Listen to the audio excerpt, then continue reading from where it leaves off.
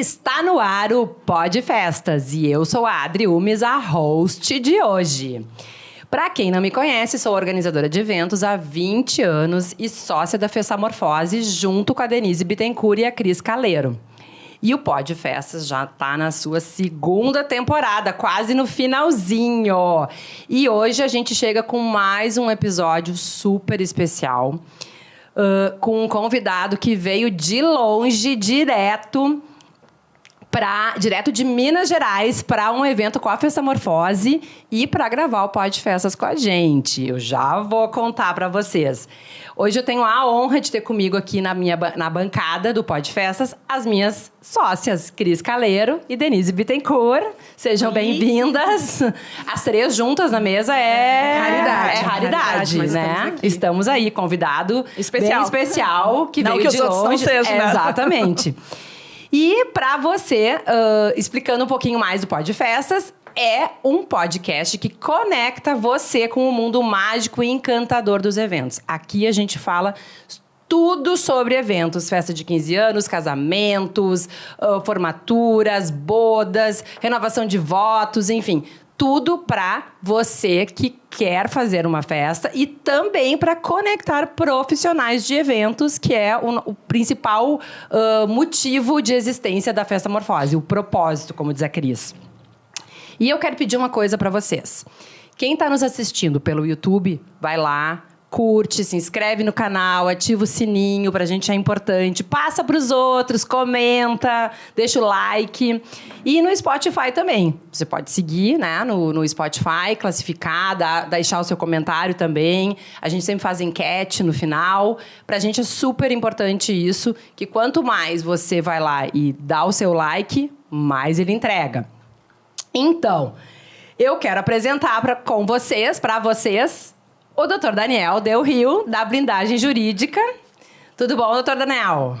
Tudo ótimo, graças a Deus. É um prazer estar aqui com vocês, aqui no Rio Grande do Sul, para falar sobre questões jurídicas relacionadas ao mercado de eventos e levar esclarecimento para os profissionais de eventos e, principalmente, né, segurança jurídica, tranquilidade, diminuição dos prejuízos, aumento dos lucros, reconhecimento de carreira e o melhor, né? Que essas pessoas lindas, maravilhosas, profissionais possam se realizar profissionalmente, realizar os seus sonhos, porque todos nós, na verdade, realizamos os sonhos dos clientes e muitas vezes os nossos sonhos ficam para depois. É verdade. Então, esse que é o propósito da blindagem jurídica e eu, como profissional dedicado a esse mercado, tenho essa mensagem para vocês. Show! E seja bem-vindo. Muito bem-vindo. Prazer em recebê-lo. Obrigado. É isso aí. Então, o Dr. Daniel Del Rio, advogado e palestrante, autor do livro Guia Prático de Contratos para Eventos. Depois a gente vai falar sobre isso. Maravilha! Dr. Daniel é um estudioso do mercado de eventos e criador da blindagem jurídica como método para ajudar pessoas e empresas a realizarem eventos juridicamente seguros. Possui 10 anos de especialização jurídica em eventos e mais de 5 mil clientes blindados. Muita coisa. É, muita coisa. Então, o nosso assunto hoje é como blindar seu contrato de eventos. Fala um pouquinho mais sobre isso. Bom, na realidade, tudo começou em 2014, quando eu tive conhecimento de uma experiência desagradável em que um buffet da capital mineira lesou aproximadamente 400 pessoas e deu um prejuízo de 12 milhões de reais. Uau! Impressionante. Não são 400 pessoas, na realidade, são 400 sonhos que foram dilacerados, né? São noivos, formandos, debutantes, enfim, e fornecedores de uma maneira geral que foram lesados por essa empresa. E, na época, eu fui visitar uma mostra de noivas e um dos fornecedores que estava lá nessa mostra de noivas me perguntou qual seria a solução jurídica para esse caso. Eu disse que era simplesmente sentar e chorar, porque não tinha o que fazer. Infelizmente, porque quando chega uma situação dessa, a empresa já dilapidou todo o patrimônio. E, a partir desse dia, eu comecei a pensar o que poderia ser feito para socorrer essas pessoas, que eu me solidarizei com aquela perda. Não a perda financeira, mas a perda do sonho específico, que também é financeira, porque a pessoa, às vezes, juntou um dinheiro para estar realizando aquele sonho. E isso passou a me incomodar, sabe? Eu dormia pensando nisso, acordava pensando nisso, e eu resolvi pesquisar o mercado de eventos e descobri um mercado de eventos extremamente inexplorado. Inseguro. Inseguro, exato. Desprotegido também. Desprotegido, sem dúvida. E um mercado de eventos com profissionais maravilhosos, valorosos, que entregavam a própria vida para realizar o sonho do cliente, mas que não tinham uma segurança jurídica, que trabalhavam com insegurança, onde o mercado era totalmente prostituído, existia uma concorrência desleal. E eu procurei saber se existia algum advogado que trabalhava, que era especializado nesse mercado, e descobri que não existia nenhum advogado. Tá aí a brecha. Exato. E eu encarei essa situação como uma oportunidade que Deus me deu. Sim. De estar explorando esse mercado inexplorado. E em razão disso, eu comecei a estudar o mercado, vi as carências profissionais e vi que uma das carências era justamente o contrato, que as pessoas estavam totalmente desamparadas. Utilizavam contratos de internet, feitos por advogados que não eram especializados, copiavam o contrato de seus colegas, e esses contratos, na realidade, não respaldavam os direitos deles. Sim. Então, havia muitos prejuízos. O que esses profissionais poderiam lucrar, eles não lucravam, tinham muitos prejuízos, trabalhavam mais do que o combinado. Enfim, são muitos problemas que a gente vai falar ao longo do podcast, certeza. Mas é isso. De lá para cá, eu me especializei nesse segmento. Já tenho quase 10 anos de carreira, especializado em eventos e 20 anos como advogado. E a gente vem dedicando a vida a socorrer esses profissionais de eventos. Hoje eu sou talvez o anjo da guarda dos profissionais de eventos no Brasil. Especialista, né? Exato. E tá indo... E percursor nessa especialização também, Sim. Porque realmente a gente era desamparado. Sim, eu sou considerado pioneiro, atuar especificamente no mercado de eventos sociais e corporativos. E hoje sou considerado a maior autoridade jurídica de eventos do Brasil. E tá aí divulgando pelo Brasil inteiro essa missão. Exato. Isso, na verdade, não é um título, sabe? Eu costumo dizer que isso, na verdade, é um legado que eu carrego. No sentido reconhecimento também. Exato. Né? E um reconhecimento, um legado que eu carrego no sentido de levar tranquilidade, sossego para as pessoas. Porque o mercado de eventos ele é maravilhoso. Mas a gente tem que saber por onde os caminhos que nós percorremos, no sentido de que você possa ser bem-sucedido. Sim, e levando conhecimento para as pessoas, porque quando a gente consegue ter esse conhecimento e passar adiante, se torna um legado mesmo. Exato. E o que é importante, talvez o meu diferencial competitivo, é que eu consigo transmitir essa mensagem jurídica de uma maneira simples, de uma maneira de fácil entendimento e com alegria. Porque a mensagem jurídica em si ela é muito árdua. Pesada, né? Ela é muito pesada. Aí é o pulo do gato, né? Exato. E eu consigo transmitir isso com alegria e que as pessoas se sentem confortáveis em recebendo aquela mensagem e aplicando no seu dia a dia. Eu acho que tem uma coisa importante aqui, acho que tem uma missão até, enfim, e que isso faz a gente mudar a perspectiva do que a gente enxerga um advogado, que é muito mais... O interessante, o ideal seria a gente precaver. Sem dúvida. E não só... Porque o senhor estava falando ali, eu venho para salvar, né? Sim, realmente, é assim que a gente vê advogado. Todo mundo, em qualquer situação, eu acho, né? Quando a coisa deu ruim... Deu a M, eu vou procurar o advogado, entendeu? Para me salvar, para ser o anjo da guarda. Mas não, o ideal seria a gente prevenir. E eu vejo o seu trabalho, esse como blindar o seu contrato. É exatamente isso. É tipo assim, é me prevenir de tudo que... É que nem a gente faz no evento, quando a gente organiza, né, gurias? Tipo, tem imprevisto? Tem, mas a gente minimiza eles ao máximo. Ou a mínimo, né? Para que não aconteça. Porque se for bem organizado, bem planejado, pensado em tudo... Não tem risco é bem menor. O risco é muito menor. E a mesma coisa, eu imagino, com o contrato. Sim. O interessante é que você tocou num ponto que é primordial. Na modelagem do meu negócio, que é importante, o profissional de eventos, ele enxergar o negócio dele e modelar esse negócio. Em 2014, quando eu comecei com a blindagem jurídica, eu modelei esse modelo de negócio sobre a plataforma de startups. Sim. Eu utilizei o método que está no livro, A Estratégia do Oceano Azul. Nesse livro, Estratégia do Oceano Azul, o que ele te pede para fazer? Ele pede para você descartar 2 arquétipos específicos, 2 modelos, como é que eu posso dizer? 2 pilares específicos de uma atividade. E quais são os 2 pilares específicos de uma advocacia? Trabalhar com processos e ter um escritório de advocacia. Eu descartei. Eu não trabalho com processo, eu trabalho só na parte preventiva. Sim. Ajudando as pessoas na parte administrativa, na parte preventiva.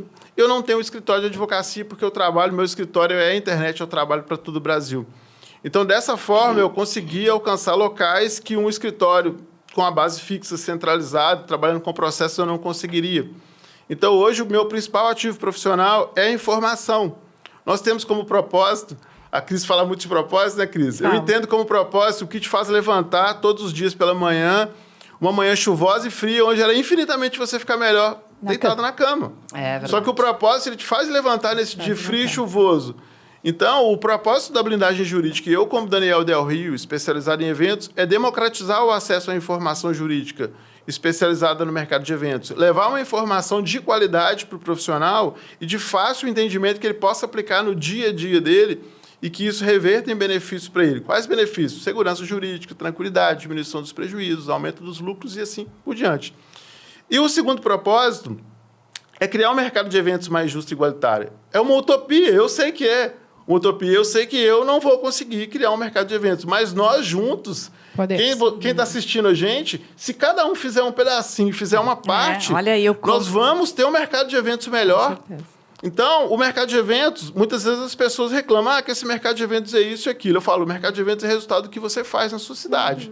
Então, se você quer um resultado, você quer ter um mercado de eventos melhor, procure adotar posturas que você adotaria com o seu concorrente, com o seu cliente, passe a agir da forma que você gostaria de ser tratado. Olha que legal, né, gurias?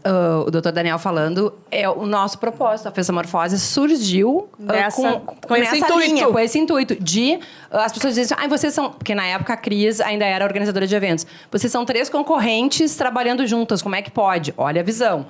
E é justamente isso, a gente quer melhorar, a gente quer concorrer com pessoas do mesmo nível que nós, entendeu? No mesmo nível no sentido blindada juridicamente, com os mesmos conceitos éticos, com toda essa... Até a questão do preço, a concorrência. Então, assim, o intuito da Fessamorfose é exatamente esse, é trazer todos os profissionais, dar passar a nossa experiência, nosso conhecimento e trazer pessoas para isso, porque nós não somos as todas poderosas, para melhorar cada vez mais. Para que eles possam estar bem posicionados e juntos crescerem. Exatamente. É o que eu sempre falo. Quando uma empresa cresce, todo o mercado cresce. Sem dúvida. Então, quando uma empresa está bem posicionado, sabe realmente o que eu estou fazendo, como eu estou fazendo, todo o mercado cresce. E não fica um mercado prostituído. Exato. Na verdade, né? E também ter a quem recorrer, né? Sabe que chegando até nós vai ter uma linha um meio de chegar até onde se pretende. Isso é muito importante. Pessoas como vocês,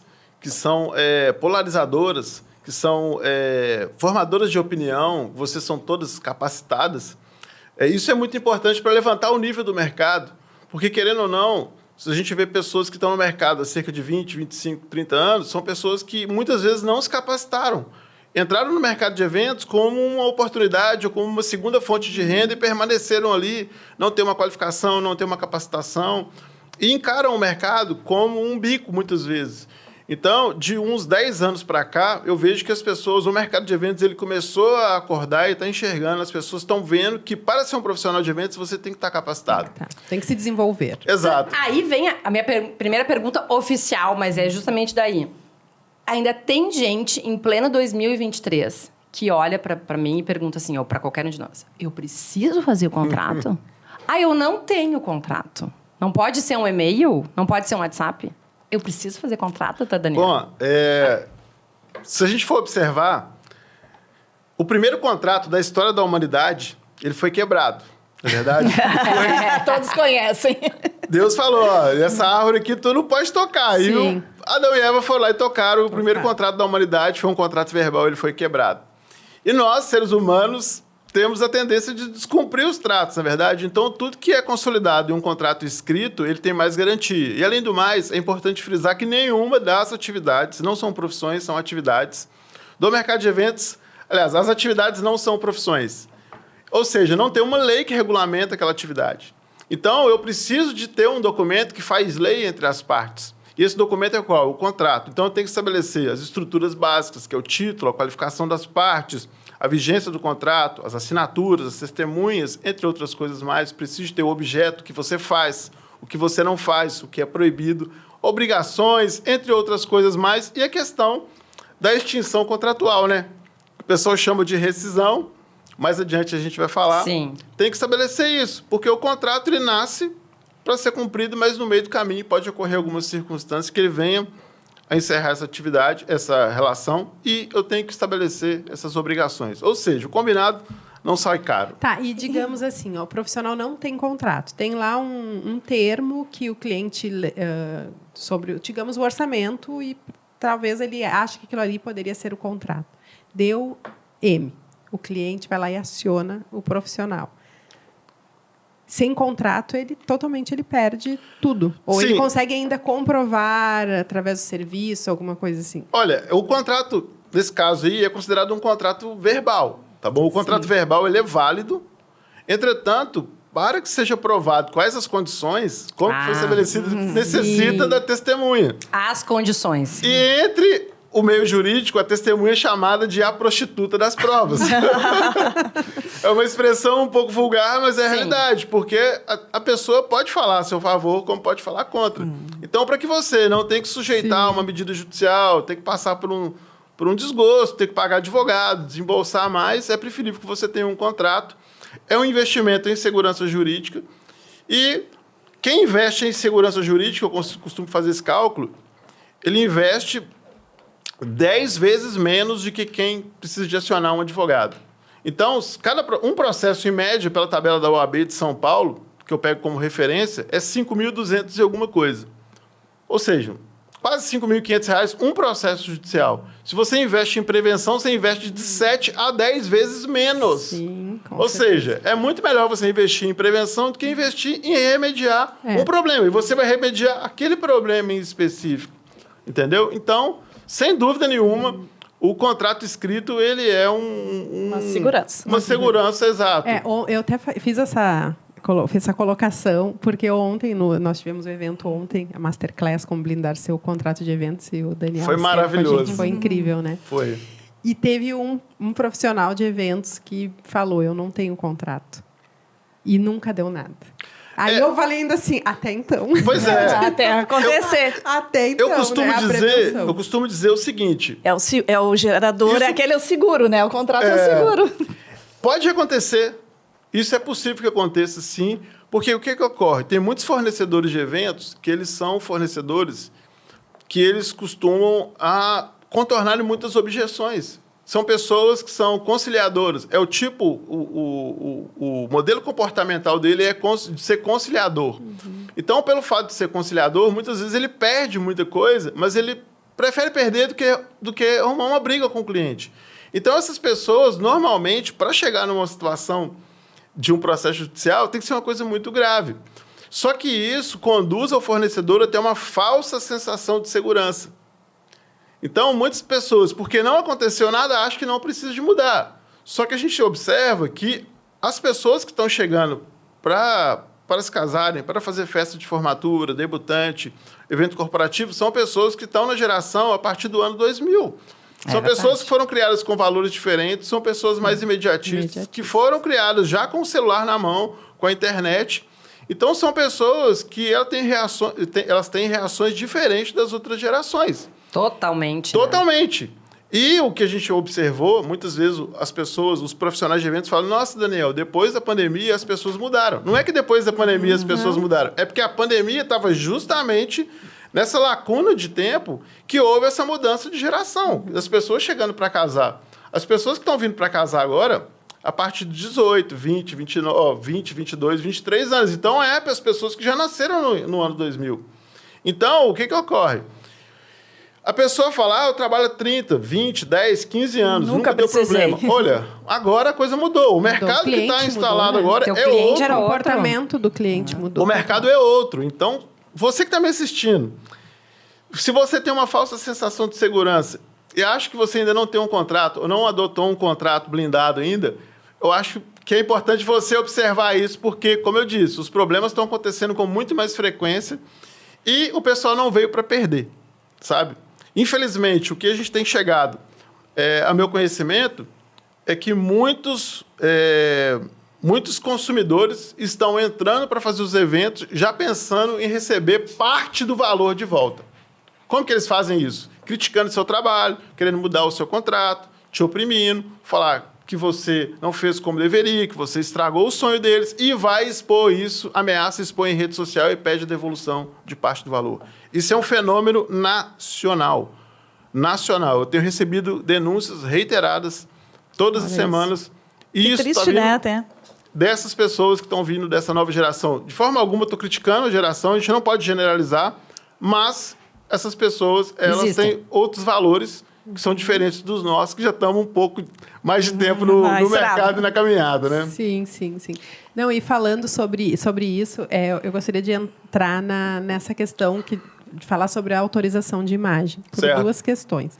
No meu contrato de celebrante, eu tenho vários noivos e clientes que me dizem, gostaria que tu tirasse essa cláusula onde a gente autoriza a imagem. Eu tenho vários que peçam, né? Não gostaria. E também por uma outra situação que daí você pode também ajudar aí nos ajudar com essa questão que eu vou falar agora. Quando eu era organizadora de eventos, se a gente coloca no Google lá, né, meu nome, aparece lá a foto de vários noivos. E eu tive um casal que separou e no início do ano eles entraram em contato comigo e pediram para mim tirar todas as fotos. Eu já tive isso. Que constam os dois. Só que tem fotos no Google que eu não consigo achar onde que está, que é um site que eu não sei como que está a foto dos dois lá. E aí, agora, pensando aqui essa questão de autorização de imagem, eu gostaria que você falasse para as pessoas tem que constar, como tem que constar, o que é válido, o que não é válido, até para esclarecer para a gente. Tá, essa é uma pergunta muito atual pelo seguinte, né? Com a implantação das câmeras nos celulares, houve uma proliferação de utilização de imagens e muitas vezes essas imagens são utilizadas de maneira indevida. Então, nos contratos dos profissionais de eventos, eu sugiro que tenha uma cláusula de cessão ou a pessoa, o cliente, te autorizando a usar a imagem dela. Então, você pode usar essa imagem, desde que tenha essa cláusula para fins comerciais, para fins de divulgação em redes sociais, entre outras coisas mais. Só que essa cessão, ela muitas vezes nos contratos tem falando que é irrevogável, por tempo indeterminado, mas a pessoa, a qualquer momento, ela pode cassar essa autorização. Então, nesses casos em que as pessoas separaram, é muito justo, na verdade. É muito ruim você ter uma imagem agregada a uma pessoa que você não tem mais um vínculo afetivo, um vínculo matrimonial. Então, esse direito que foi lhe dado, ele pode ser cassado a qualquer tempo. E o importante também é não confundir direito de imagem com direito autoral. E muitas vezes o profissional de eventos ele confunde isso. O direito de imagem é o direito da minha imagem que eu cedo para outra pessoa usar. Então, cada um de vocês pode ceder a imagem como minha imagem. As pessoas estão vendo a minha imagem, eu estou cedendo a minha imagem para vocês. E tem aqui o rapaz que é responsável por fazer essas imagens, para tirar as fotos. Então, eu estou cedendo o direito de imagem para vocês, ele está recebendo a cessão do meu direito de imagem, e a partir do momento que ele faz as imagens, ele tem o direito autoral sobre aquela foto, sobre aquela imagem, sobre aquele vídeo. Então, se eu for repostar a foto que ele fez, ou for repostar o vídeo, eu tenho que pedir autorização para o fotógrafo, ou para o videomaker, ou para quem tem o direito autoral.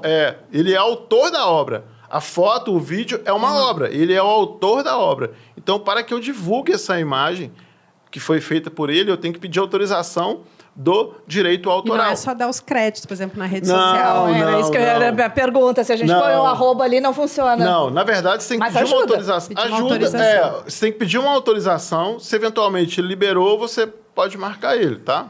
Dá um play aí no vídeo que você está vendo no Spotify, volta e ouve de novo isso, porque é bem importante, né? Sim. Bem importante. E eu já vi muito fotógrafo de eventos falando, essa foto é minha.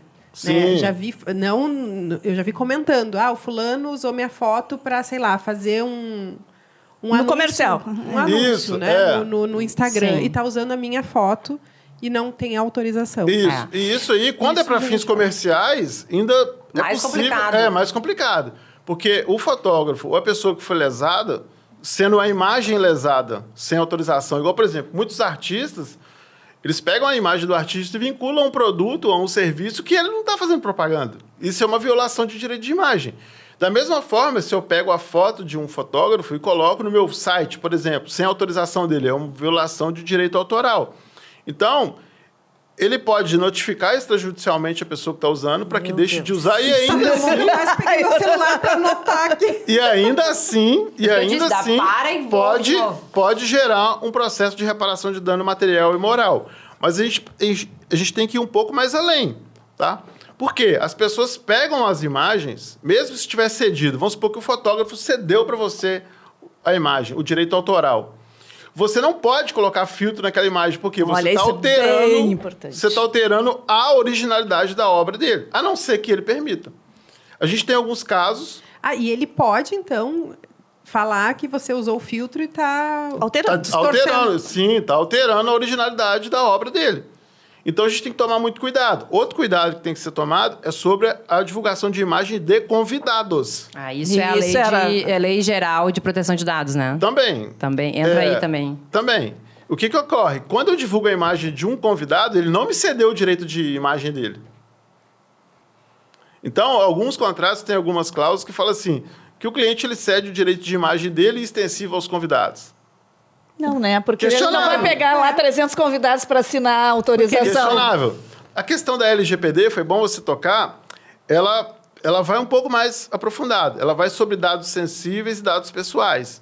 Então, é nome, nacionalidade, estado civil, identidade, CPF, endereço, e-mail, telefone, e aí vai para os dados sensíveis, que é raça, cor, questão de escolha sexual, o que a pessoa se identifica. Então, a gente tem que tomar cuidado para isso. E isso tem que constar no contrato? Tem. O contrato virou um livro. Pois é. No contrato... Não sobrou. No contrato, tem que ter algumas cláusulas mencionando a LGPD. Nessas cláusulas da LGPD, você tem que colocar que o cliente está autorizando que você trate esses dados. Isso eu não tenho no meu contrato. Que você trate esses dados. Bem recente, né? Que você trate esses dados. O que é tratar? Você colher esses dados e administrar esses dados, ok? Esses dados, depois de um tempo, eles têm que ser descartados, tá? No caso do contrato de eventos, você pode manter esses dados por 5 anos. Por quê? Que é o prazo de prescrição. O cliente ele pode entrar com uma ação judicial contra o fornecedor de eventos em caso de dano até 5 anos. Então, você pode manter esses dados por 5 anos. Depois dos 5 anos, você tem que descartar esses dados. Então, rasga o contrato, elimina o arquivo... Anos. Porque se houver qualquer tipo de falha de segurança, esses dados virem a público, no caso de mercado de eventos é um pouco mais restrito. Mas vamos supor uma plataforma que tem ali os dados de milhares de fornecedores. Se vaza essas informações, esse fornecedor, que é o titular que guarda essas informações, ele pode ser responsabilizado. Então, a gente tem que tomar muito cuidado com as informações das pessoas e tem que resguardar. Hoje já dá para se identificar, através do próprio Google mesmo, do seu e-mail do Google, quais foram as empresas que tiveram falha de segurança com o seu e-mail. Você consegue olhar, tem uma parte lá da Dark Web, dentro do Gmail, você consegue olhar quais plataformas que vazaram os seus dados e quais dados que foram vazados. Você já consegue observar isso. Então, a gente tem que ficar atento às empresas, a esses sites de organização. Sim. Porque, assim, a segurança, a gente não sabe qual é o nível de segurança que essas empresas têm. Igual, por exemplo, você vai baixar um aplicativo. Muitos pedem diversos tipos de autorização. É verdade. A gente clica lá e... Nem lê, né? Aceita o termo, nem... Então, eu não sei explicar qual é o caminho certinho, mas se você entrar no Google... Pedir para pesquisar o seu nome na Dark Web, ele vai te dar essas informações. E só para a gente voltar ali na autorização de imagem rapidinho, que eu tenho uma outra dúvida. Pois não. Por um exemplo, a imagem fala sobre a pessoa. É isso? Porque, assim, por exemplo, se eu for lá no casamento, celebrar o casamento, eu posso fazer imagem da decoração, do ambiente, de tudo. Do vestido. Do vestido, a ponta do vestido. A não concessão é a imagem pessoal. Do ambiente eu posso. Sim, a questão da decoração é uma questão super delicada. Porque tem uma autoria também. Sim, só que o que ocorre? A autoria, se houver um projeto da decoração, esse projeto for um projeto autoral, tiver a planta baixa, o projeto, esse tipo de coisa, a violação do projeto... Tá ficando sério esse papo aqui. A cópia do projeto é uma violação de direito autoral. Sim. Mas, por exemplo... Inspiração, olha a inspiração. Vou colocar de uma maneira simples. Você fotografar a decoração em si, dificilmente vai ter uma violação de direito autoral. Mas o projeto que foi elaborado, você pegar esse projeto e usar esse projeto, aí fica mais fácil de ter essa violação, porque você tem elementos concretos. Sim, mas, por exemplo, assim, o cliente... Eu estou perguntando isso porque essa semana eu tive 2 contratos que pediram para não autorizar a imagem. E são casamentos muito legais e eu já estava pensando, né, que tipo de imagens eu vou fazer e tal. Eles podem dizer, não, tu fez a imagem lá, sei lá, no altar e a gente tinha colocado que não. Eles podem? Porque eles disseram que não autorizaram as imagens. Olha, quando a gente trata de questões judiciais, não é uma matemática. Eu posso dizer 2 mais 2 é 4. Eu não posso dizer nem que sim, nem que não. No Brasil, qualquer pessoa tem o direito subjetivo de buscar o poder judiciário para requisitar, para questionar alguma violação de direitos. Pode processar? Sim. Vai ganhar? Vai depender muito do juiz, entendeu? Porque existe o que a gente chama de jurisprudência, que são julgados reiterados de um tribunal. Bom, não é comum, tá? Mas eu não posso te afirmar que sim nem que não.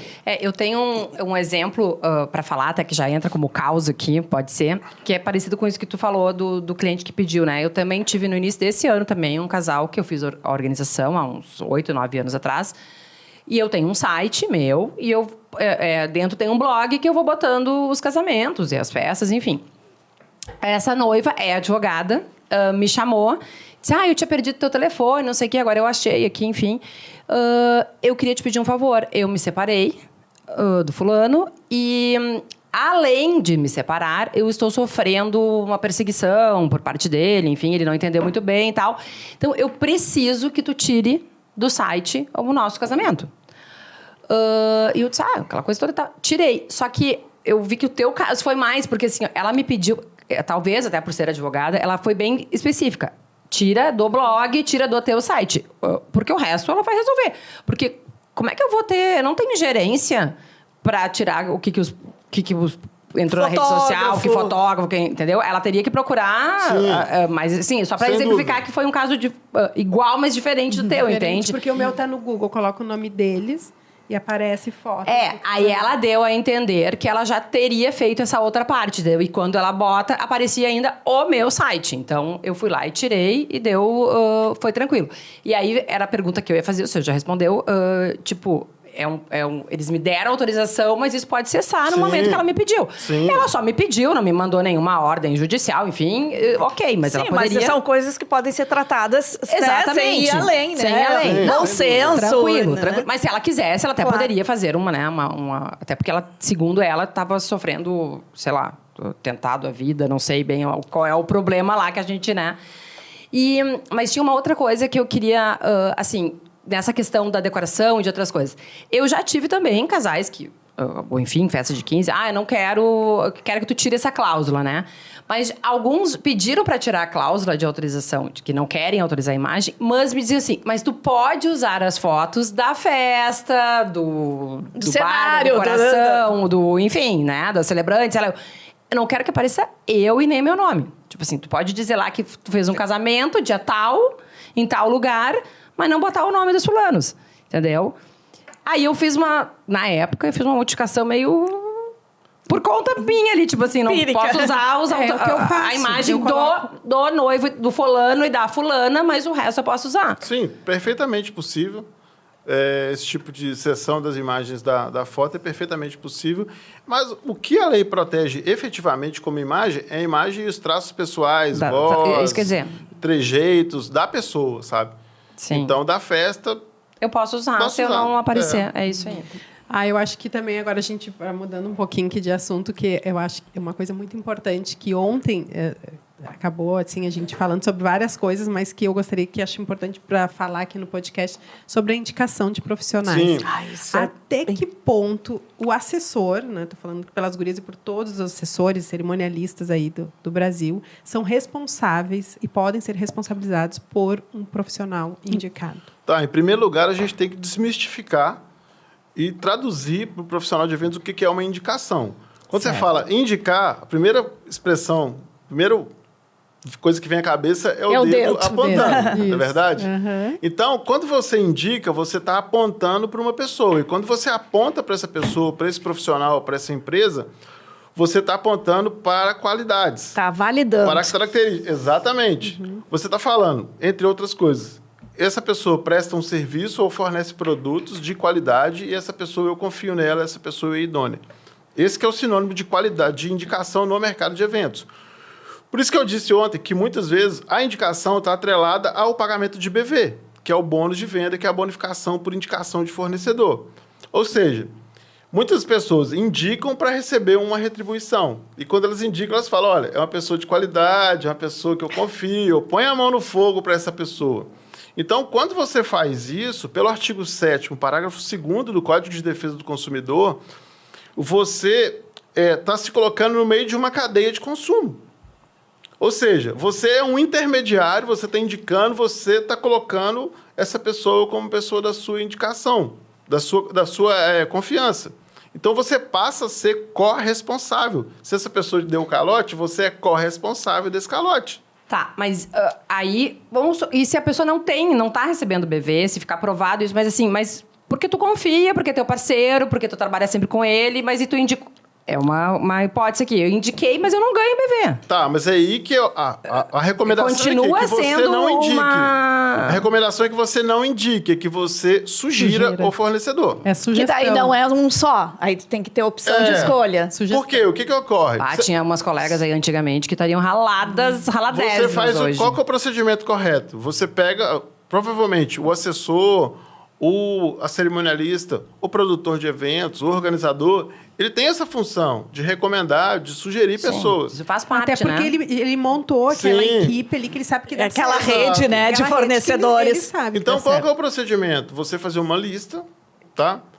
Passar essa lista para o cliente e falar, olha, essas pessoas aqui eu trabalho com uma certa frequência até hoje. Essas pessoas prestaram um bom serviço, forneceram produtos de qualidade e todos os contratos eles cumpriram com satisfação. Entretanto, para você contratar, você deve pesquisar se atualmente eles estão prestando um bom serviço, se é de qualidade o serviço dele hoje e se ele tem algum problema. Hoje a gente tem métodos de saber se essa pessoa está prestando um bom serviço, se ela está entregando. Como? A gente tem critérios de pesquisa de triagem, que é o Google Meu Negócio, Reclame Aqui, portais de casamento. Você faz essa triagem inicial, existe uma segunda camada de segurança, que é você pode buscar os portais de informações de restrição ao crédito, que é o Serasa, Boa Vista, ou então os Correios, sabe? Inclusive, uma dica importante, tanto para consumidor quanto para fornecedor, que quer fazer parceria, vai nos Correios, leva o CNPJ desse parceiro ou o CPF, pede para fazer uma pesquisa, é cerca de R$30,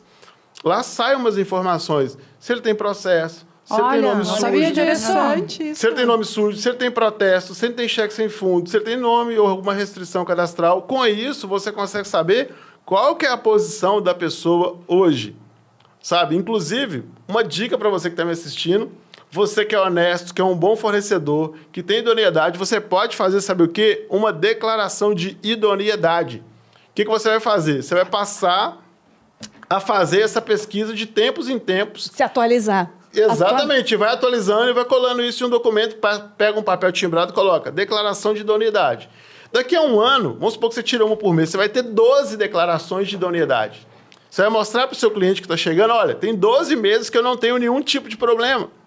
Antigamente, o cliente que tinha que correr atrás dessa informação, hoje, pós-pandemia, o fornecedor deve expor essas informações para o cliente. Isso é um fator de quê? De convencimento e é um diferencial competitivo. Por quê? Você está abrindo sua caixa preta e falando, olha, eu sou honesto, eu sou idôneo. Mas tem uma questão aí. Nós, organizadoras, somos contratadas para facilitar a vida do cliente. E aí, quando pode acontecer isso, eu estou oferecendo 3 opções de fornecedor. E aí o cliente me diz, não, eu quero eu não tenho tempo de pesquisar, eu não tenho tempo de ir atrás disso, eu quero que tu me indique. Tá. O recomendado é você falar, olha, eu não posso te indicar, eu vou te recomendar isso aqui, você pode escolher qualquer um deles, mas você tem a obrigação de fazer essa pesquisa para saber se eventualmente eles estão em dia hoje. Por quê? Com a sugestão, você está tirando a obrigação das suas costas e passando para as costas do cliente. É uma pequena mudança de palavra aí. Com a indicação... Mas também eu vejo que do comportamento do mercado, porque não é assim. Com a indicação, a responsabilidade é toda sua. Você é corresponsável. Vou dar o exemplo daquele buffet que eu falei de Belo Horizonte. Tem cerca de 3 ou 4 assessoras que indicavam esse buffet, recebiam um BV de 30%. Nossa, é muito dinheiro. Pelo amor de Deus. Então, ou seja, as pessoas... Foi por aí que foi ali. As pessoas que estavam indicando... Aí os 12 milhões. As pessoas que estavam indicando já sabiam que esse buffet estava indo por água abaixo e continuaram indicando esse buffet. Então, o que aconteceu? Elas foram processadas, inclusive, criminalmente. Por quê? mas Elas mereceu. foram coautoras ou partícipes de um crime de estelionato. Então, quando você indica, você está assumindo tanto os ônus quanto os bônus. E uma outra situação, assim, até já aconteceu comigo há muitos anos atrás, de um cliente, eu até tinha como hábito sempre oferecer 3 profissionais, e eu dizia assim, até 3, porque tem aquele cliente que explora, te quer 10. Não dá. Aí mais um e mais um, eu quero comparar, mais aquele, e aí a gente vive a fazer orçamento e entregar orçamento, e o projeto não Sim, vai além. Sim. Mas a distinção, e assim, vamos dizer, o macete é esse, de você sugerir e deixar a escolha a critério do cliente. Ou seja, você não tem ter vinculação com marcas, com fornecedores, com CNPJs específicos. Você fala, essas pessoas eu já trabalhei, foi um sucesso o evento. Elas fornecem produtos ou serviços de qualidade. Até então, elas são pessoas que se mostraram honestas, mas você fica a seu critério a contratação e você pesquisa. Hoje a gente tem esse método, esse fica a seu critério. Tá, E aí... Não, eu ia dizer, e o contrário, agora, me diz se eu estou errada. Eu tenho lá, né, conheço o trabalho de um monte de DJ, sei lá, um monte de empresa de som, e aí o cliente diz assim, não, mas eu queria contratar o fulaninho que... E tu sabe que é ruim, cara. Que tá ali na esquina, sei lá, eu. E aí, vamos supor, ou eu sei que é ruim, mas aí eu até tenho essa... Eu imagino assim, eu uso isso, eu boto o meu argumento ali, tipo, olha só, eu tenho a experiência desse evento, que o fulano não compareceu, ou chegou atrasado, ou não funcionou. Mas aí eu vou além. E quando eu não conheço realmente, porque às vezes é assim, o meu vizinho coloca som. A gente ouve muito isso. E aí eu quero contratar ele. Aí eu não sei nada da pessoa. Então, vale pra mim também. Eu vou ter que fazer... Aí eu que vou ter que fazer a pesquisa. Olha... Vou ter que ir lá no correio com o CNPJ. Não, você mas pode recomendar o cliente que ele faça. Olha, por mais que é seu vizinho, que é uma pessoa de sua confiança, a gente tem uma prática, infelizmente, de... Ou felizmente. Alguns fornecedores de não cumprirem o combinado. Então, para a gente poder adotar um procedimento de gestão de risco, para evitar que é o seu sonho... Vamos fazer o seguinte, vamos fazer uma pesquisa de triagem para ver se ele tem alguma reclamação no Reclame Aqui, no Google Meu Negócio. Não, isso sim, mas isso poderia, se não fizesse, isso teria alguma implicância para mim como assessora? Não, né? Porque foi aí, tá bem claro que foi ele que... Não. E aí... desculpa. Não, e uma outra situação, assim, quando é muito raro aquele fornecedor. Aqui a gente tem uma situação, aqui em Porto Alegre, regional mesmo, que de um item de festa só tem um fornecedor. Entendi.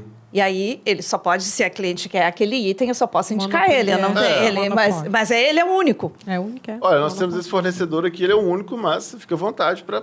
Para não querer o produto. Mas em relação... Desculpa, a isso que a Adri comentou, eu tive uma situação quando eu era assessora do que a Adri está falando.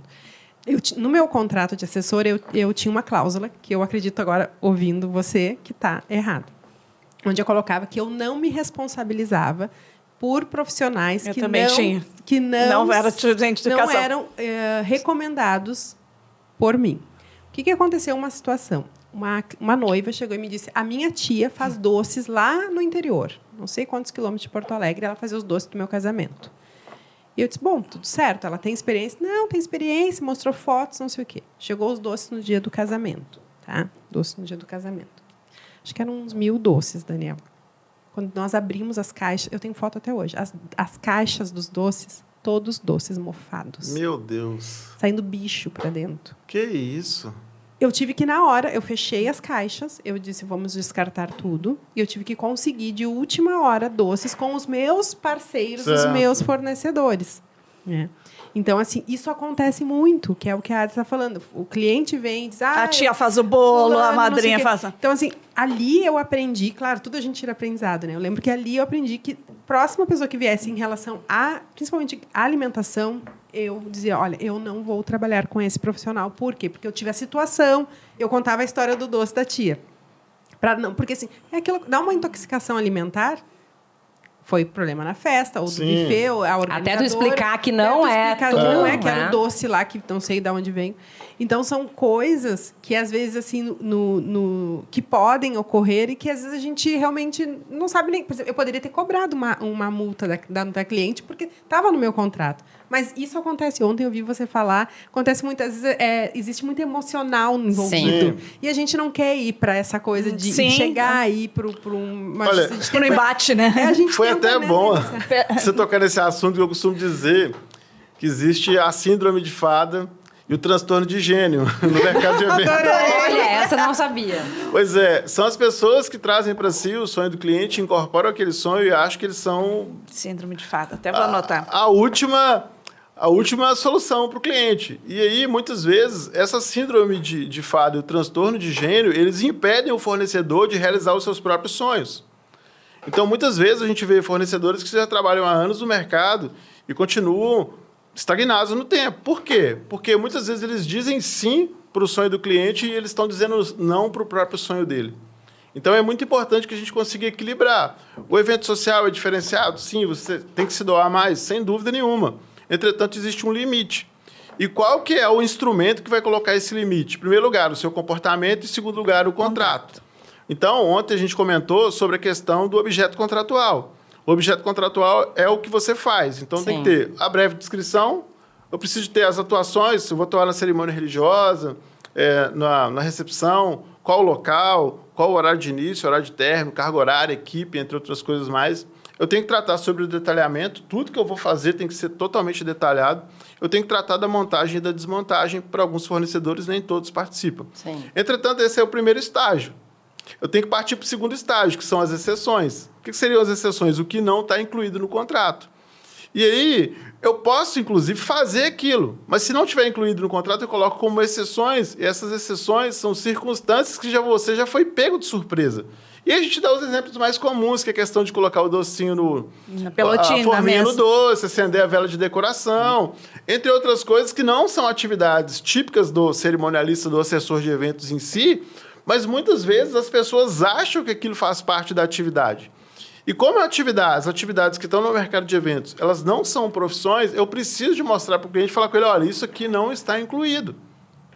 Por quê? Você consegue dar uma resposta para o cliente para ele te pedir para fazer alguma coisa e você fala, olha, isso aqui não está incluído, mas se você quiser fazer... Eu te cobro é tanto. Eu contrato alguém para fazer. Isso também. acontece no assessor. A gente está falando de assessor, né? Mas só para dar um exemplo de outro profissional, o decorador também. Eu ouço Sim. muitas vezes a empresa de decoração, a profissional, dizendo assim: as pessoas chegam lá achando que eu faço cerimonial, achando que eu tenho que ir lá Indicar. arrumar as mesas, numerar as mesas, não sei o quê. Não. Ela faz o arranjo da mesa, ela bota a toalha na mesa, ela faz o coisinha no guardanapo, faz o projeto, não sei o quê. Mas quem vai organizar toda essa outra parte é um organizador. Quem vai estar lá esperando se a noiva chegou, se não chegou, que horas vai O comer. buquê, se né? chegou o buquê. Olha o buquê, a entrega do buquê é polêmica. Ninguém melhor do que o próprio profissional para saber saber o que onde que que ele dói pode. na ferida. Eu costumo dizer que essa cláusula é uma cláusula sanfona. O que significa isso? Que ela pode aumentar ou diminuir de acordo com as circunstâncias. O Então, papo tá muito bom, mas nós temos que fazer o nosso momento café, o nosso momento publi, né? Vamos pedir o cafezinho aqui para as meninas. E vamos fazer o nosso momento, porque a gente precisa ganhar dinheiro também, Maravilha. né? Ou pelo menos se pagar. É melhor ganhar. É melhor ganhar, exatamente. Então, a gente aqui no Pod Festas conta com o apoio da Fest Escova Porto Alegre, a loja ali da 24 de outubro, que é a nossa apoiadora no segmento de estética e beleza, responsável pelas nossas belezas aqui, ó, maquiagem, cabelo, enfim. Gente, e a Fest Escova tem um conceito muito legal, que é essa coisa de não marcar horário. A gente chega lá, sempre vai ter alguém para te atender, né? O exemplo, nós três, as três chegaram juntas. Não, a Cris chegou um pouquinho antes, mas assim, quando eu e a Denise chegamos exatamente juntas, uma foi fazer o cabelo, outra foi fazer maquiagem, e em 1 hora a gente estava pronta, linda, maravilhosa. E uma coisa muito legal, falando da Festa Escova, Sim. eu gosto de ver lá o trabalho a orquestra funciona tudo equilibrado, né? Porque assim, eles são cronometrados, eles veem assim, tô fazendo o cabelo da Adria, Tô mas lavando da a Cris, outra. eu tô lavando outra. Então é muito cronometrado e o negócio funciona, Maravilha. gente, é maravilhoso. Exatamente. Você linda todo dia. Festa Escova, da 24 de outubro. Tá lá, esperando por Maravilha. você. Então, agora enquanto a gente degusta o nosso cafezinho, a gente tem muitas perguntas, mas como sempre o tempo passa, o tempo urge. A gente quer ouvir causos. Causos por trás dos bastidores. Na final, eu acabei contando uma história, a Cris contou outra, enfim. Mas agora a gente quer ouvir Aí eu do depois convidado. tenho uma pergunta de hoje. Não, tem Eu várias também, perguntas aí, também mas quero, vamos tentar. se der, aí também quero mais uma Todos os perguntinha. profissionais de eventos vão querer saber. Podemos dobrar o tempo? Eu costumo dizer que o mineiro é bom de causa, não é verdade? É isso aí. E ao longo desses De prosa. quase 10 anos, exato, quase 10 anos de carreira, a gente teve muitos casos emblemáticos e muitos casos que, sim, por um lado são tristes, mas que vêm para esclarecer o fornecedor de eventos a não fazer errado. E um caso que aconteceu nos últimos tempos e que me impactou muito foi de um profissional que é proprietário de um espaço de eventos, que ele teve casos simultâneos de pessoas exigindo a devolução de valores que foram pagos. E aquilo me chamou a atenção, e eu pedi para ver os documentos dos distratos e constatei que havia por trás uma, entre aspas, quadrilha agindo naquele espaço. Então, a gente identificou que os clientes eles estavam agindo de uma determinada forma no sentido de extorquir dinheiro desse fornecedor. Então, hoje é muito comum o fornecedor ser vítima de pedido de devolução de valor que foi pago sob pena de exposição em redes sociais. Então, isso, lamentavelmente, está ocorrendo com muita frequência. Então, o passo a passo, normalmente, as pessoas começam, no primeiro momento, te dando uma atenção, o cliente te dando uma atenção, te elogiando, falando que é seu sonho estar com você, que você faça o evento e que já te acompanha há muito tempo, que admira muito o seu trabalho. E quando você dá orçamento, ele fala que gostaria muito, mas o valor está um pouco acima do combinado e pede um desconto, alguma coisa desse tipo, porque é o sonho dele estar com você e você fica sensibilizado, o fornecedor fica sensibilizado e acaba concedendo esse desconto. E, ao longo do tempo, ele pede para você alterar algumas cláusulas contratuais e depois que ele contrata você, ele se transforma e começa a te oprimir, falando que você não está fazendo o que ele esperava, que você está decepcionando ele. E, por fim, no grande dia, ele coloca alguns problemas e fala que você estragou o sonho dele. E, posteriormente, pede a devolução de aproximadamente 30% a 40% sobre o valor do contrato, sob pena de te expor nas redes sociais. Mas fez a festa e aproveitou. Exato, exato. Isso tem acontecido com muita frequência. Esse caso específico aconteceu em que cidade? Campinas. Em Campinas. Em Campinas. Isso está acontecendo com muita frequência. E, ao final de contas, nós descobrimos que era um casal de estudantes de direito que viu essa facilidade e começou a cooptar outros clientes. E, por fim, nós descobrimos essa, entre aspas, quadrilha. Ele vendia a técnica para outras casais. Pessoas, exatamente, para outros casais. Exato. Todos eles. E, por incrível que... o cliente dizia, aqui tem uma oportunidade de você porque ganhar o que acontece? dinheiro. O fornecedor, quando ele fechava o contrato, ele postava foto das pessoas que estavam contratando com a pastinha do contrato. Então, esse pessoal... Esse casal de estudantes de direito ia atrás dessas pessoas. Sim, porque tá postado lá, o próximo casamento é esse ali, então vamos lá. E aí, eles abordaram um amigo do proprietário do espaço de eventos. E aí nós conseguimos obter a confissão e, por fim, eles devolveram os valores pagos. Mas o alerta é o seguinte, gente, isso está acontecendo em todo o Brasil. Então, para que você evite esse problema, você tem que ter cláusulas de sigilo e confidencialidade do contrato. E se o cliente abusar do direito de reclamar, ele vai ser penalizado com uma multa e com, eventualmente, uma reparação de danos morais. Okay. Então, é um caso triste, mas que vem ensinar para vocês que contrato não é tarefa para amadores. E que não é bilateral, não é unilateral, né? Ele serve tanto para prevenir como para proteger ambas as partes. Eu vou colocar, doutora Daniela, uma saia justa agora, eu acho. A gente quer um caso engraçado. Ele pode ser triste, mas ele podia ser engraçado. Olha... eu disse. Não, que se resolveu, mas que foi... Né? Alguns casos que a gente tem, assim, que são muito polêmicos, são os casos que eu conto nas palestras. Inclusive, está no livro, no Guia Prático de Contratos para Eventos. Temos que falar do livro. A gente tem vários casos. Um caso, assim, engraçado e triste ao mesmo tempo é de uma cerimonialista do Rio de Janeiro, que ela começou no trabalho de cerimonialista de eventos infantis e não tinha um contrato. E ela copiou um contrato da internet, passou para o cliente e combinou a data do pagamento, só que ela não colocou qual que era o dia, nem colocou qual que era a forma de pagamento. A espécie. Exatamente. E aí, no dia do pagamento, a cliente chegou com uma sacola de roupas e entregou para ela como pagamento. Ela falou, mas o que é isso? É o seu pagamento. Mas como assim? Meu pagamento no seu contrato está especificado que é R$ 2.500, mas não fala sem dinheiro, sem cheque, enfim. Não fala que era em moeda corrente. Então, considera-se dessa forma o pagamento in natura. Ele pagou com um objeto Isso é muito comum acontecer. Sim, porque não estava escrito lá. Não está Não estava escrito, Como o contrato tem que ser especificado, né? Exato. E aí, então, gente... E aí a pessoa tem que aceitar a roupa e nem era o número dela. Eu imagino que quando ela abriu a porta, Sacoleira. viu aquele saco, achou assim, é cheio de reais aí dentro, Exato. né? E aí, ó, abre, é roupa. É roupa. Tem algumas mulheres que eu adoraram isso, né? Pergunta! o caso- Eu poderia pensar que é coisas para festa. Né? Também pode ser. Ela trouxe os acessórios, trouxe os óculos pra distribuir. Não, mas então, gente, olha só. Até hoje, eu vou dizer pra vocês, essa semana eu recebi um contrato de um fornecedor que não estava escrito lá como era o pagamento e nem tinha os dados para o pagamento. Então, assim, um contrato com 3 páginas, com um monte de cláusula e não tinha... O cliente me diga assim, como é que eu pago essa pessoa? Não, e outra coisa, né? A gente vira assessor sem ter essa capacidade também. Sim, a gente Porque é meio advogado, psicóloga, A gente tem que a gente é tudo, passar, né? a gente tem que analisar o contrato do fornecedor e ver as falhas e pedir para esse fornecedor arrumar para depois passar para o... Só que a gente também não tem esse conhecimento Exatamente. todo, né? Exato. E, Esse na poder. verdade, vocês nem devem incluir isso, porque muitos fornecedores, às vezes, chegam contratos pra gente, a gente faz avaliação de contratos, tá bom? Sim. E não com o olho só falar, o contrato tá bom ou tá ruim, não. Nós temos um checklist de contratos. Esse checklist de contratos, ele tem 46 indicadores básicos, tá bom? Eram Parece 101. nossa visita técnica. Eram 101, eu passei para 46 para que a gente pudesse viabilizar para as pessoas ter esse checklist. E quando chega para a gente, os contratos para serem avaliados, as pessoas não alcançam nem 50% do mínimo. É como se fosse uma construção. Os 46 Não são tem o nada alicerce. alicerce. E não chega nem em 50% dos indicadores básicos. Então, muitas vezes, falta o básico. O título, a grande maioria vem com o título incompleto. Contrato de prestação de serviço. Que serviço? Você presta qualquer tipo de serviço? Não, eu presto serviço XYZ. A qualificação das partes, muitas vezes, vem só com o nome, RG e endereço.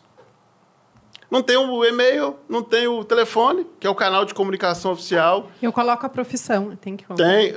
A qualificação completa é nome, Lá. estado civil, nacionalidade, RG, CPF, endereço, e-mail e um telefone, que são os canais de comunicação, esses últimos 3. Tá? E-mail e telefone é uma coisa que eu confesso que eu também não botava. É primordial. Pelo seguinte, a troca de informações, ela se dá por e-mail e por telefone. Eu não coloco lá nesse... Eu coloco numa cláusula aqui. Tudo bem, tudo uma bem. cláusula que Desde que eu esteja lá posso dentro. ter. E desde pegando que essa história da maneira de comunicar, hoje o WhatsApp é unânime, todo mundo usa para resolver problemas, e aí tem a história faça do um backup, horário. né, E como é que isso é válido, essas conversas pelo WhatsApp? Excelente pergunta.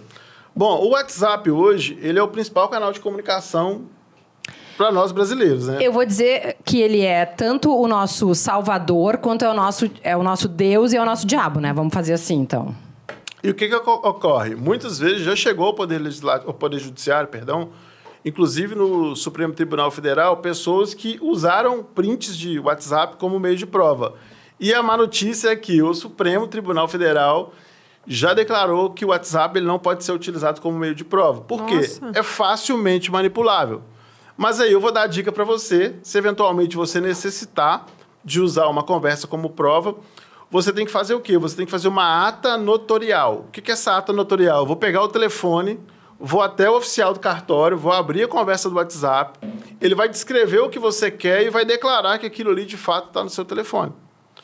Tá? Então, a partir desse momento, quando houver essa ata notorial, aquela conversa ela passa a ter validade jurídica. Eu já precisei fazer isso e funciona bem direitinho. Funciona bem direito, exato. Isso seria num caso, sei lá, eu fui xingada pela pessoa, ou fui ameaçada, alguma coisa Uma pessoa né? disse que não conversou contigo sobre E tá ali aquele prova, assunto. tá ali. Não, lembro mas de eu, ter. mas eu, não, eu entendo, mas assim... a gente fala, como diz a Denise, a gente fala o tempo inteiro. Como é que eu vou saber que daqui a 6 meses ele vai dizer que eu... E aí o cartório vai aceitar ainda essa conversa de 6 meses atrás? Sim. É essa a minha dúvida agora. É porque, veja bem, a gente deve fazer o backup dessas conversas. Sim. Né? Então, tendo o backup, você vai entregar seu telefone para o oficial do cartório, ele vai visualizar Ele se vai aquela manipular conversa... ali, tá. Ele vai manipular seu telefone, ele vai ver se aquela conversa de fato existiu. E o que ele vai pegar? Ele vai colocar o número do telefone que conversou com você. Ele não vai falar que é Maria, que é João, nem nada. Sim. Vai falar, no dia tal, o telefone tal encaminhou uma mensagem com o seguinte teor, assim, assado para a pessoa tal, e é esse que é o teor. E ele vai formalizar aquilo em um documento, e você vai ter esse documento, e esse documento ele tem fé pública, tá bom? Da mesma forma que, há um tempo atrás, eu fui procurado por um fotógrafo. Ele estava sendo processado por usar indevidamente as imagens de um casamento civil. E aí, eu não trabalho com o processo judicial em si, mas eu oriento as pessoas ou o advogado como ele vai proceder. Sim. E aí, a falha desse casal foi o quê? Que ele pegou o print do Instagram. Ele deveria ter feito o quê? Ele deveria ter levado o celular dele, ou o computador, que seja, para o oficial do cartório relatava o que estava ali nas imagens, e aí ele teria uma prova. Entendeu? Porque hoje é facilmente manipulável. Imagens com inteligência artificial, principalmente, é facilmente manipulável. Inclusive, eu já fui vítima de uma manipulação de conversas, sabe? Eu descobri, porque no lugar onde fica escrito online, estava escrito, somos especialistas em eventos. Sabe, a pessoa... Não fez certinho. Não fez certo, sabe? Eu falei, não, isso aqui não foi eu que escrevi, tá aqui, claro que não foi. Mas, para você usar as conversas de WhatsApp, é necessário fazer isso. E outra pergunta do WhatsApp, o horário para isso. É possível estipular, de praxe ou é ideal, no contrato, horários para ser atendidos? Sim. Eu recomendo a utilização de uma carta de recomendações. O que seria essa carta de recomendações? Você vai estipular ali quais são os canais de comunicação que as partes estão elegendo para o diálogo, por exemplo, WhatsApp, e-mail, Telegram. Vai colocar qual que é o teor do assunto que pode ser tratado naquele canal. Por exemplo, e-mail, assuntos mais extensos, mais longos. WhatsApp, assuntos mais curtos. Você vai estabelecer o horário de funcionamento da sua empresa, de tal a tal horário, e vai colocar algumas ressalvas. Uma das ressalvas é que as mensagens enviadas fora do horário comercial serão respondidas no próximo dia útil e telefonemas, e que visitas técnicas e reuniões devem ser agendadas com tantos dias de antecedência e com a disponibilidade de agenda ou custo por parte do contratante. Seria uma espécie de regras do uso do estabelecimento, por exemplo. Sim, que ontem sem você dúvida. falou que as casas de eventos, né, que o ideal seria que quando faz o contrato ter as regras Sim. né, pode pendurar, não pode pendurar, São pode as regras pregar, de utilização. Porque os espaços de eventos, quando a gente fala eu falei do objeto, que é o que você faz, o que está excluído, e tem um terceiro item, que é o que é proibido. Sim. Então, tem as proibições contratuais e as proibições legais. Qual proibição legal? Por exemplo, menor ingerir bebida alcoólica. Todo mundo sabe. Mas você tem que colocar no seu contrato isso, porque se eventualmente alguém estiver ingerindo bebida alcoólica, você pode falar, olha, que o contrato fala que não pode, tudo mais, está na lei. E tem as proibições contratuais, que é aquilo que eu ponho regra dentro do meu espaço. Então, por exemplo, eu não posso furar a parede, eu não posso colar adesivo no chão, eu não posso colocar fogos indoor aqui dentro. O dono do espaço ele vai colocar essas regras. Então, é ideal que o proprietário do espaço de eventos ele faça um regimento interno ou regras de utilização para que os fornecedores que vão trabalhar ali, que não são partes do contrato, mas que eles estejam cientes dessas regras. E se eventualmente essas regras forem violadas, que o contratante ele vai ser punido, vai ser penalizado com essas violações, mesmo que seja por parte de fornecedores. Sim. Bom, a gente está indo para o finalzinho. Não. Tu tem mais uma pergunta que eu ia dizer. Faz aí a mais importante agora. A pergunta de milhões para os profissionais de eventos. Eu tenho certeza que o pessoal vai adorar essa pergunta. A alimentação dos profissionais de eventos. De staff. De staff. Profissionais de eventos, Sim, claro. Né, que no contrato, às vezes, lá a gente bota alimentação de staff e o cliente pergunta o que é. Então, a alimentação de staff é quem está trabalhando no evento. Quem está trabalhando no evento. Né? Fotógrafo, filmagem, cinegrafista, quem está ali. Recepcionista. Backstage, quem está no backstage. Duas coisas antes só da palavra para ti, Daniel. Como que se coloca isso no contrato? Se o cliente não pagar essa alimentação, o profissional ele pode sair do evento para se alimentar e deixar o evento. Então, fale aí essa polêmica, porque eu vou dizer que isso é algo que pega forte aqui. Em primeiro lugar, é ideal que isso esteja previsto contratualmente, tá bom? Que os profissionais eles vão ter direito não só à alimentação, mas uma pausa e alimentação. E, em primeiro lugar, é importante colocar qual que é a natureza desse alimento que vai ser fornecido. Normalmente, a gente coloca que vai ser um prato quente com carne, Porque normalmente tem alguns locais que fornecem salgadinho, fornecem lanche, Verdade, cachorro olha quente, aí, ó. entre outras Isso a gente não coisas. pensou. Então, um prato quente com carne, pelo menos, tá? E aí, esse alimento ele pode ser fornecido pelo E próprio água, buffet. né? Pelo menos. Exatamente, e água. A gente vai chegar. E aí, esse alimento pode ser fornecido pelo próprio buffet, que é a alimentação que está sendo fornecida para os convidados, ou pode ser um outro tipo de alimentação, mas desde que tenha um Sim. prato quente com uma carne. Água é fundamental, porque a água deve ser fornecida, deve ser previsto também o fornecimento da água, inclusive na montagem. Tem muitas pessoas que não Olha! colocam isso, mas é importante ter, que é o fornecimento dessa água na montagem.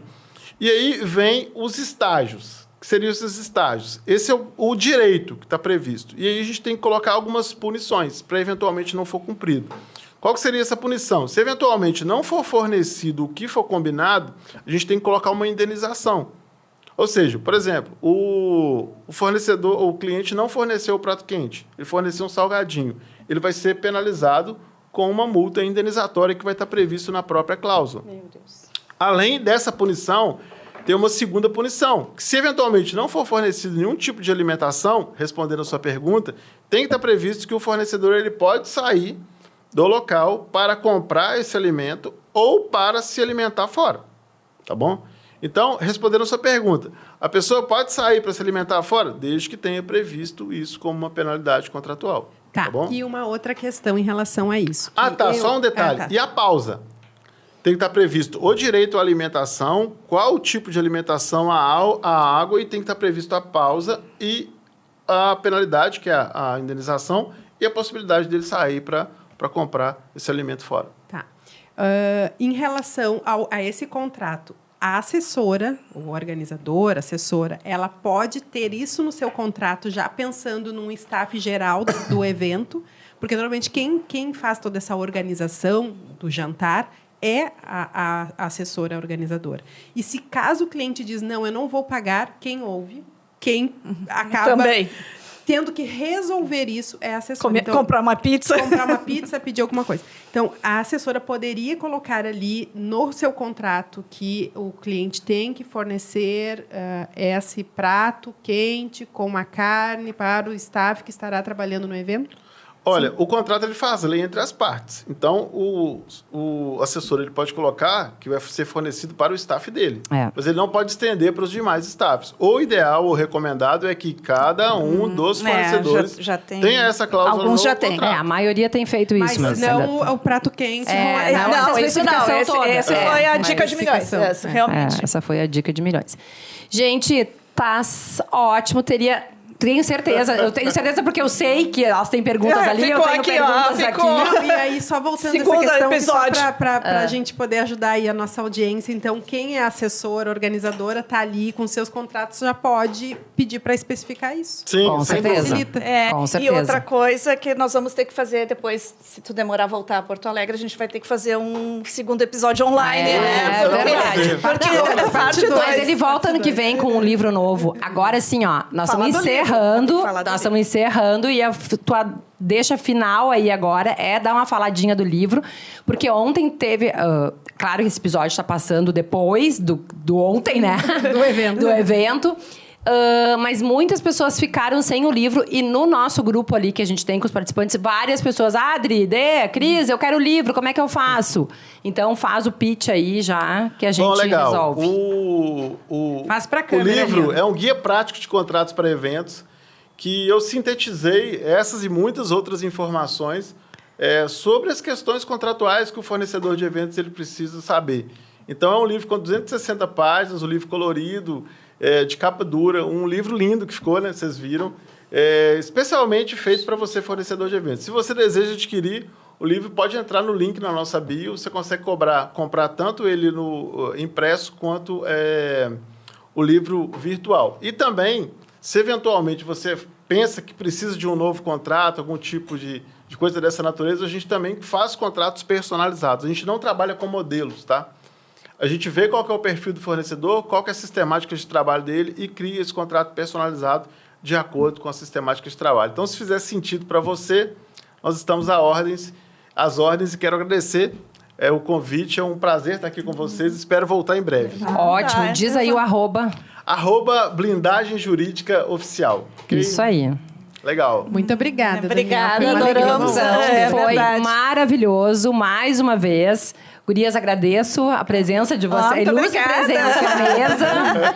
Doutor Daniel, volte sempre, faça uma ótima viagem de volta. E quem sabe no que vem, estamos aí de No novo. segundo- né? segunda Vários, Que vem só tem 2 meses, tá? vários apoiadores ontem disseram, vamos fazer de novo, vamos fazer de novo. Aí, Então, maravilha. nós tivemos uma sugestão bar para fazer. gaúcho. o bar. Tivemos uma sugestão para fazer um próximo, que cada um que estava lá viu um outro. Exatamente. Aí Se sim, vocês nós falam teremos... vai, eu respondo uai. Vamos sim. vamos. Aí meu uai não fica muito bem. Gente, até o próximo Pod Festas. Valeu, Tchau! até!